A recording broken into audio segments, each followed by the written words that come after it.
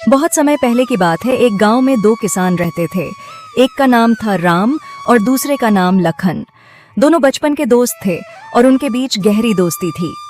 राम एक बहुत ही मेहनती किसान था जो हर दिन सूरज उगने से पहले अपने खेतों में काम करता था। दूसरी ओर लखन थोड़ा आलसी था और अपना ज्यादा समय आराम करने और गपशप करने में बिताता था।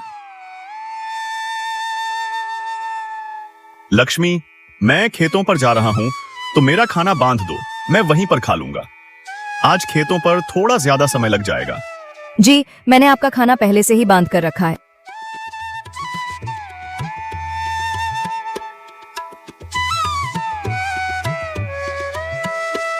ये लीजिए आपका खाना, समय निकाल कर खा लीजिएगा। अच्छा ठीक है, मैं जाता हूँ। तुम बच्चों को स्कूल छोड़ आना। आप बच्चों की चिंता बिल्कुल भी मत कीजिए, मैं उन्हें स्कूल छोड़ दूंगी। आप बस अच्छे से अपना काम निपटाकर घर जल्दी आ जाना। अजी सुनते हो, खेतों पर नहीं जाना है क्या? सूरज सर पर आ गया है, उठना नहीं है क्या? इतना सारा काम पड़ा है और तुम अभी तक सो रहे हो।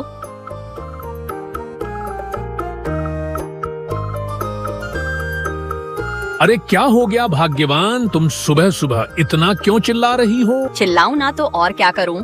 सूरज सर पर चढ़ गया है और तुम बिस्तार पर से उठने का नाम नहीं ले रहे हो। खेतों पर नहीं जाना है क्या? अरे भाग्यवान, चला जाऊंगा। इतनी भी क्या जल्दी है? खेत कहाँ भागे जा रहे हैं? जी आप अपना काम समय पर कर लीजिए। इतना आलस मत कीजिए वरना एक दिन बहुत पछताएंगे। अच्छा ठीक है, अब मुझे उठने तो दो। हाँ ठीक है, मैं खाना लगा देती हूँ, आप जल्दी नहा कर आ जाइए। इसके बाद खेतों पर भी जाना है। सारा काम ऐसे ही पड़ा हुआ है। पूरे गांव में सिर्फ हमारे यहाँ ही देर से फसल आती है, सिर्फ आपके अलसीपन की वजह से। तो अब बस भी करो, सुबह से सुना जा रही हो चला जाऊंगा। जा रहा हूँ नहाने।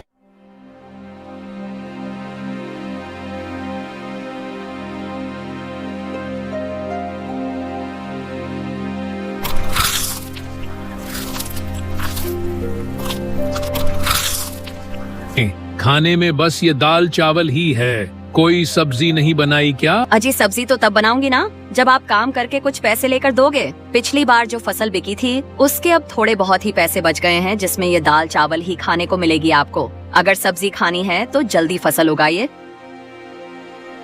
इसको बोलने से अच्छा तो मैं ये दाल चावल ही खा लेता। अच्छा ठीक है, तो मैं खेतों पर जा रहा हूँ।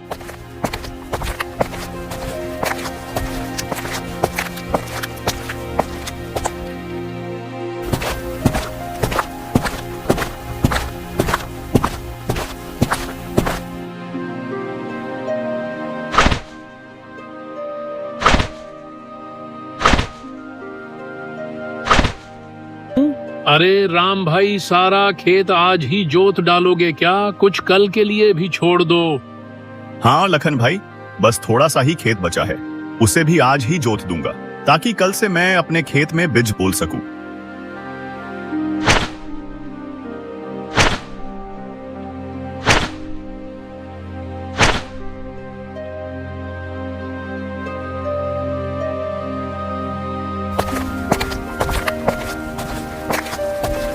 इतनी कड़ी धूप है, इतनी कड़ी धूप में तो बहुत मुश्किल होगा काम करना। एक काम करता हूँ, थोड़ी देर आराम कर लेता हूँ, फिर आराम से खेत जोतूंगा।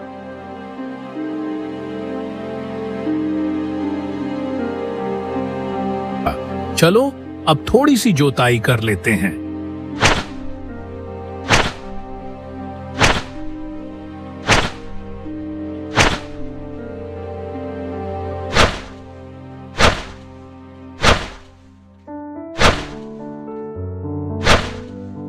भूख लग गई, चलो पहले कुछ पेट पूजा कर ली जाए, फिर दोबारा से काम करूंगा।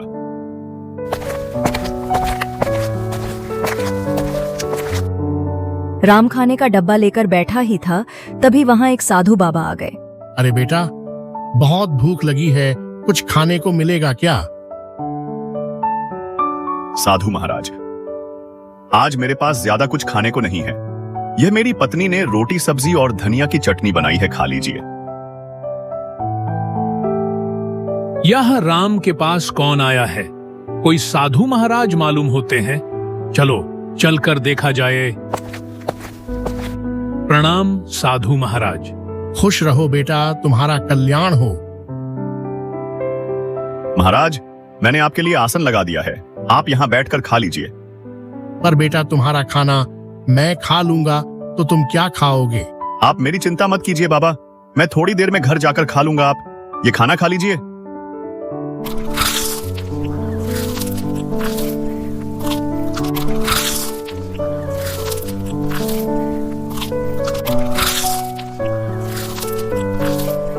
साधु महाराज, मेरी पत्नी भी खाना बनाई है, बहुत स्वादिष्ट खाना बनाती है, थोड़ा खा कर देखिए।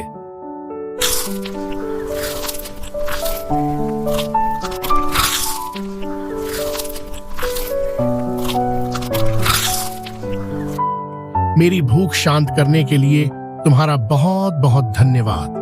धन्यवाद की कोई जरूरत नहीं है बाबा, ये तो हमारा परम सौभाग्य है कि आपने हमें अपनी सेवा करने का मौका दिया। बाबा, आप तो बस हमें आशीर्वाद दीजिए कि इस बार हमारी फसल बहुत अच्छी हो और हमारे परिवार को सुख शांति मिले। तुम दोनों को मेरा आशीर्वाद। मेहनती किसान हमेशा सफल होता है, लेकिन आज मैं तुम्हें कुछ विशेष देना चाहता हूँ। साधु महाराज अपनी झोली में से कुछ छोटे छोटे बीज निकलते हैं और उन्हें राम और लखन को देते हैं। साधु महाराज, यह किस चीज के हैं?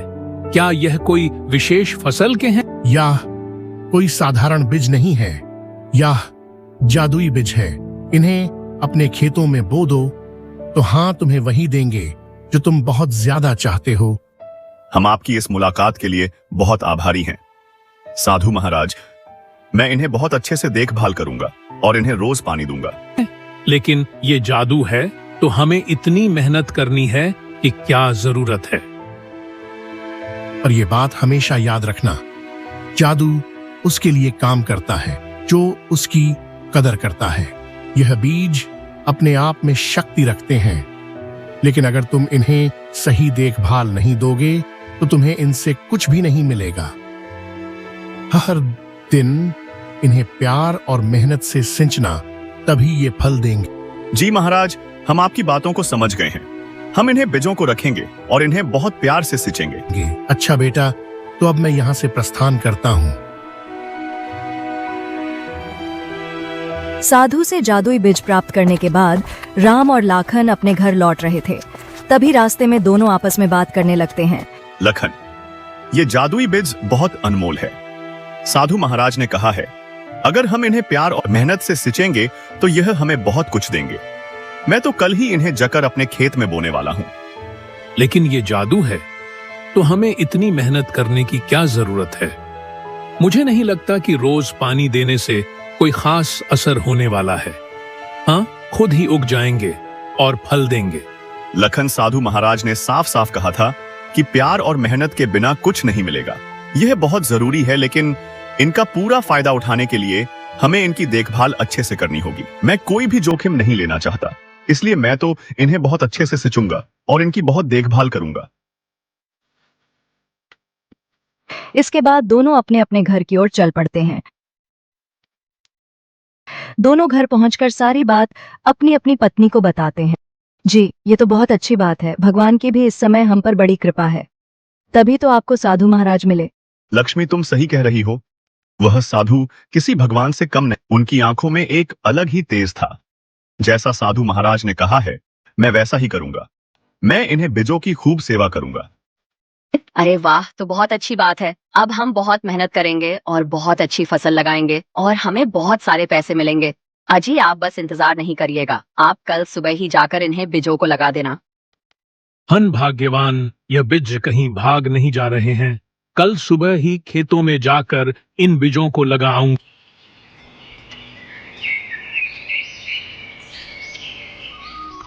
मैं आज खेत में ज्यादा समय बिताऊंगा। साधु बाबा ने मुझे जो भेज दिया है वह आज खेत में बोने हैं। मुझे लगता है कि अगर हम इन बीजों की अच्छे से देखभाल करें तो हमें बहुत लाभ मिलेगा। जी, ये तो बहुत अच्छी बात है। ये लीजिए आपका खाना, समय निकाल कर खा लीजिएगा।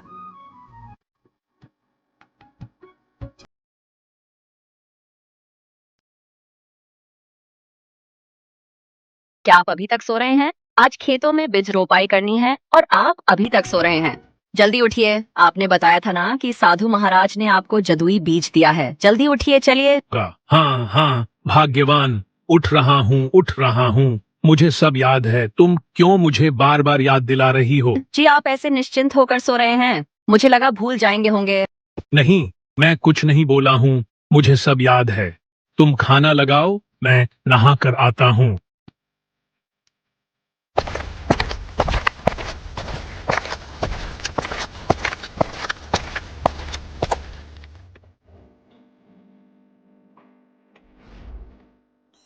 दोनों अपने अपने खेतों में बीज बो देते हैं।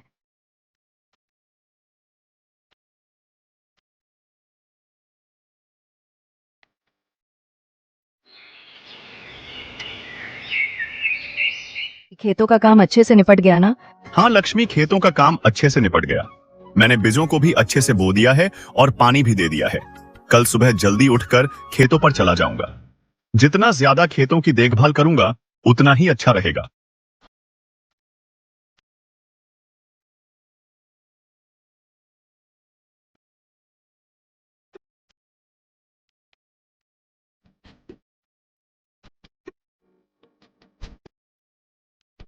अपने आज खेत में बीज बो दिए ना? हाँ भाग्यवान, मैंने आज सारे बीज बो दिए। साधु बाबा ने जो जादुई बीज दिया था उसे अच्छे से बो दिया ना? और खेतों की अच्छी से सिंचाई कर दी थी ना? नहीं, आज मैं पानी नहीं डाल पाया। बीज बोने में ही इतना समय लग गया कि मौका ही नहीं मिला। कल जाकर मैं पानी डाल दूंगा। लेकिन साधु बाबा ने कहा था कि रोज इसे प्यार और मेहनत से सिंचना। अगर आप इसकी देखभाल नहीं करेंगे तो यह कैसे बढ़ेगा? तुम चिंता मत करो, वे जादुई बीज है, वे खराब नहीं होंगे। तुम बेकार में ही चिंता कर रही हो। साधु बाबा ने कहा है कि बीज जादुई है। मेहनत के बिना कुछ भी हासिल नहीं होता। तुमने देखा ना मोहन अपने खेतों में कितनी मेहनत करता है। अगर तुम भी मेहनत करोगे तो हमारे खेत में भी अच्छी फसल आएगी। मैं कल जाकर उनमें पानी डाल दूंगा। राम ने अपने बीज को खेत में बो दिया और हर दिन उसमें पानी देने लगा और उसकी देखभाल करने लगा। उसने अपनी बीज को ऐसा सिंचा जैसे उसका बच्चा हो। दूसरी ओर लखन ने भी अपना बीज बो दिया, लेकिन उसने सोचा कि बीज तो जादुई है तो इतना देखभाल करने की जरूरत नहीं है। उसने सिर्फ अपने खेत में पानी डाला और बाकी समय आराम करता रहा। कुछ समय बाद राम की खेत में हरी भरी कद्दू की फसल आई, जो देखने में गोल गोल मोटी ताजी थी। प्रत्येक कद्दुओं का साइज आम कद्दुओं से काफी बड़ा था। उन्हें देखकर राम बहुत खुश हुआ। उसने ये बात जाकर अपनी पत्नी को बताई। उसकी पत्नी भी बहुत खुश हुई और वह दोनों कद्दू की फसल तोड़ने के लिए एक साथ खेतों में आए। जी सच में, हाँ तो बहुत अच्छी कद्दू की फसल आई है। इतने बड़े कद्दू तो मैंने आज तक नहीं देखे और ये देखने में भी कितने सुंदर लग रहे हैं। चलिए इन्हें जल्दी से तोड़ लेते हैं, फिर आप इन्हें बाजार में बेच आना।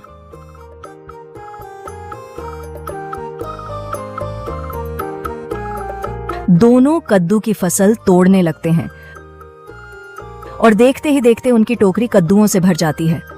जब उसकी पत्नी कद्दुओं की फसल की ओर देखती है तो जहां से उन्होंने कद्दू तोड़े थे वहां पर दोबारा से नए कद्दू लग जाते हैं। राम जी देखिए ये क्या हुआ।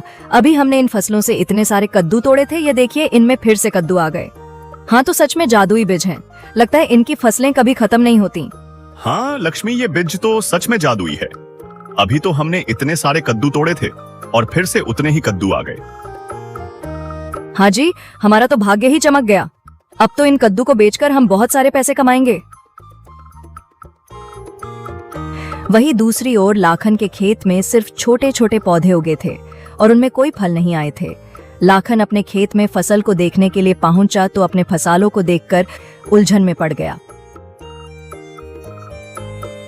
अरे यार, जादुई थे ना, तो फिर इनमें फसल क्यों नहीं आए? लगता है वाह, साधु महाराज ने हमें धोखा दिया है। हमने झूठ बोला कि यह जादुई बीज है, जबकि यह तो कोई साधारण बीज है। तभी लखन की नजर राम की खेतों पर जाती है। उसका खेत कदमों की फसल से लहलहा रहा था, जिसे देख लखन राम के पास आता है।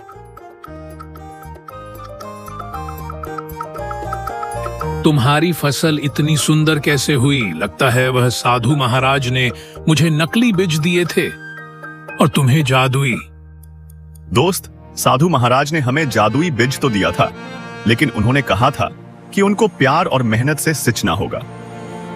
मैंने हर दिन अपने खेतों में मेहनत की, पानी दिया और उसकी मिट्टी को ठीक किया, और उसी कारण मेरी फसल इतनी सुंदर और फलदार हुई। और तुम्हें तो मैंने कभी खेतों में अच्छे से काम करते हुए देखा ही नहीं, तो शायद इसी वजह से तुम्हारी फसल इतनी अच्छी नहीं आई। लखन को अपनी गलती का एहसास हुआ।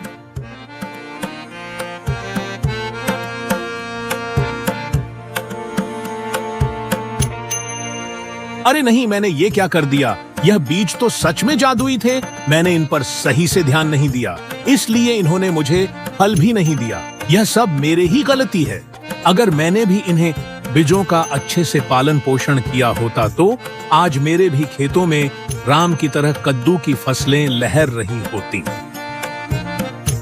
राम ने कद्दुओं को बेचकर खूब लाभ कमाया। वहीं दूसरी ओर लखन को पछतावे के अलावा कुछ भी नहीं मिला।